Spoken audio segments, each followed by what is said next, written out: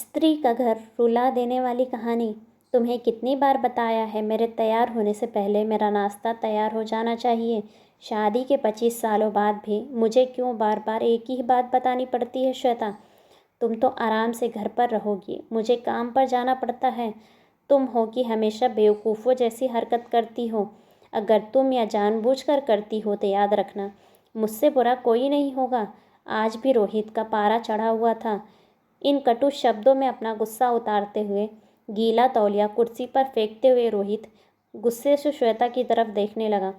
श्वेता के लिए रोहित का यह बेवजह गुस्सा कोई नई बात नहीं थी। वह महीने में 3-4 बार ऐसे ही श्वेता पर बरस पड़ता था। पहले तो श्वेता उसका विरोध करती थी, लेकिन जब कई सालों तक रोहित में कोई बदलाव नहीं दिखा तो श्वेता ने खुद को ही बदल दिया। अब रोहित के कुछ भी कहने से श्वेता को कोई फर्क नहीं पड़ता था। रोहित की हर बात वो चुपचाप सिर नीचे झुकाए सुन लेती थी। शादी के पहले 5 साल तक श्वेता ने पूरी कोशिश की थी कि रोहित को बदला जाए, लेकिन फालतू का गुस्सा करना और बाद में श्वेता को भला बुरा कहना जैसे उसकी आदत बन गई थी। कोई भी वाद विवाद होता तो रोहित सीधा श्वेता को बोल देता, अगर मैं तुम्हें अच्छा नहीं लगता तो क्यों नहीं चली जाती अपने मायके, क्यों रहती हो मेरे साथ? इतना सब कुछ होने के बावजूद श्वेता रोहित के साथ रहती थी, क्योंकि उसे अपनी बेटी की फिक्र थी। और वह जाती भी तो कहाँ, अपने बूढ़े हो चुके माँ बाप को इस उम्र में परेशान नहीं करना चाहती थी। समाज और लोग क्या कहेंगे, यह भी तो उसे देखना था। वह इतनी पढ़ी लिखी भी तो नहीं थी कि खुद जाकर कोई नौकरी कर सके और अपना और अपनी बेटी का पालन पोषण कर सके। श्वेता को अब अपनी फिक्र नहीं थी। उसको फिक्र थी तो बस अपनी शादी लायक हो रही बेटी की। श्वेता नहीं चाहती थी कि पति पत्नी के झगड़े की वजह से काव्या डिस्टर्ब हो। काव्या की पढ़ाई पूरी हो चुकी थी, उसके लिए अब शादी के रिश्ते आने लगे थे। कई रिश्तों को काव्या ठुकरा चुकी थी। 2-3 महीने बाद एक अच्छा रिश्ता आया। रिश्तेदारों और पहचान के लोगों ने भी लड़के के बहुत गुणगान किए थे। रोहित एक शाम अपनी बेटी के पास बैठकर उसे बताने लगा, काव्या बहुत अच्छा लड़का है, पढ़ा लिखा है, बड़ा घर है, बहुत अच्छी नौकरी है। ऐसे रिश्ते बार बार नहीं आते बेटा, इस बार मना मत करना। काव्या अपने पिता से ज़्यादा बात नहीं करती थी, शायद डरती थी या शायद नफरत करती थी। लेकिन आज वह अपनी हिम्मत जुटाकर बोली, मुझे अभी शादी नहीं करना है पापा, मैं नौकरी करना चाहती हूँ, खुद अपने पैरों पर खड़ा होना चाहती हूँ। हाँ तो उसमें बड़ी बात क्या है? मैंने लड़के से बात की है, वह तुम्हें किसी बात के लिए नहीं रोकेगा। तुम शादी के बाद भी नौकरी कर सकती हो, वह तुम्हें नौकरी के लिए परमिशन दे देगा। रोहित बोला, मेरा नौकरी करना या ना करना उसकी परमिशन पर क्यों डिपेंड करेगा पापा? काव्या ने पूछा। मैं कह रहा हूँ ना, तुम्हें किसी भी चीज़ की कमी नहीं होगी वहाँ।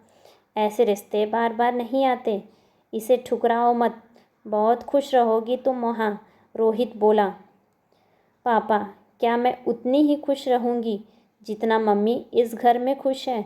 काव्या ने तंज कसते हुए कहा, आज तुम्हारी जुबान कुछ ज़्यादा नहीं चल रही है। रोहित गुस्से से आँखें बड़े करते हुए बोला, पापा मुझे शादी ही नहीं करनी है, क्योंकि शादी के बाद अगर वह लड़का आपके जैसा निकला तो मैं क्या करूँगी? मुझे आपके जैसा जीवन साथी नहीं चाहिए जो बिना बात किए मुझ पर हमेशा चिल्लाए। मुझे कुछ भी अपनी पसंद का लेना हो तो 10 बार सोचना पड़े, कहीं वह नाराज़ ना हो जाए। मेरी तबीयत कैसी भी हो उन्हें परवाह ना हो। रोटी थोड़ी सी मोटी बन जाए तो घर सर पर उठा ले, उसकी चेक बुक ना मिले तो भी मेरी ही दोष निकाले, और हर छोटी मोटी बात पर मुझे मायके जाने के लिए कहे। काव्या ने अपना दिल खाली करते हुए पापा से सब कह दिया। रोहित का गुस्सा 7वें आसमान पर था, लेकिन उसके मुंह से एक शब्द भी नहीं फूट रहा था। वो काव्या की बातें सुन रहा था। काव्या उतना ही बोलकर चुप नहीं हुई। आज पहली बार वह अपने पापा के सामने इतना कुछ बोल रही थी। पापा आपने माँ के साथ हमेशा गलत व्यवहार किया है। आप अपने ऑफिस का गुस्सा बिना सोचे समझे माँ पर उतार देते हैं। कभी इस बात की परवाह भी नहीं करते हैं। उन्हें कैसा लगता होगा। आपकी बातें सुन सुनकर माँ ने अपना स्वाभिमान खो दिया। रोहित आज पहली बार अपने किए बर्तावों को महसूस कर पा रहा था। वो इतना ही बोल पाया, जो तुम्हारा मन है वो करो, मैं तो इतना बुरा हूँ ना। काव्या ने रोहित का हाथ पकड़ा और बोली, पापा मुझे सिर्फ एक सवाल का जवाब दे दो। क्या आप चाहोगे कि मेरा पति आपके जैसा हो? अगर आपका जवाब हाँ है तो कर दीजिए मेरा रिश्ता आज ही, और ना है तो मुझे आत्मनिर्भर बनने दीजिए। रोहित कुछ भी बोल नहीं पाया और वहाँ से चुपचाप बाहर चला गया। आज उसे श्वेता के सामने जाने से शर्म आ रही थी। चलते चलते उसकी आंखों से आंसू बह रहे थे। रोहित ने आज से अपने आप को बदलने का निश्चय किया। अगले दिन से श्वेता ने अपने पति में काफ़ी बदलाव देखा। वह सोचने लगी कि जो हिम्मत काव्या ने दिखाई है, वह हिम्मत अगर मैं पहले ही दिखा देती तो शायद आज परिस्थिति कुछ और होती। अब काव्या पढ़ लिख कर अच्छी नौकरी करने लगी थी और 3 साल बाद उसके लिए एक अच्छा रिश्ता आया। और उसकी विदाई पर रोहित बोला, बेटा तू हमेशा खुश रहेगी, क्योंकि तेरा पति तेरे बाप जैसा नहीं है। रोहित की यह बात सुनकर श्वेता और काव्या की आंखों में आंसू बहने लगे। दोस्तों, हमारे समाज में औरतों को भले ही देवी का दर्जा दिया जाता है, लेकिन वह स्वतंत्रता नहीं दी जाती जो उन्हें चाहिए। उन्हें बचपन से ही बताया जाता है वह पराया धन है। स्कूल से आने में देर हो जाए तो पिटाई मिलती है। मोबाइल पर बात करते हुए दिख जाएं या खिड़की से झांकते हुए दिख जाएं तो शक किया जाता है।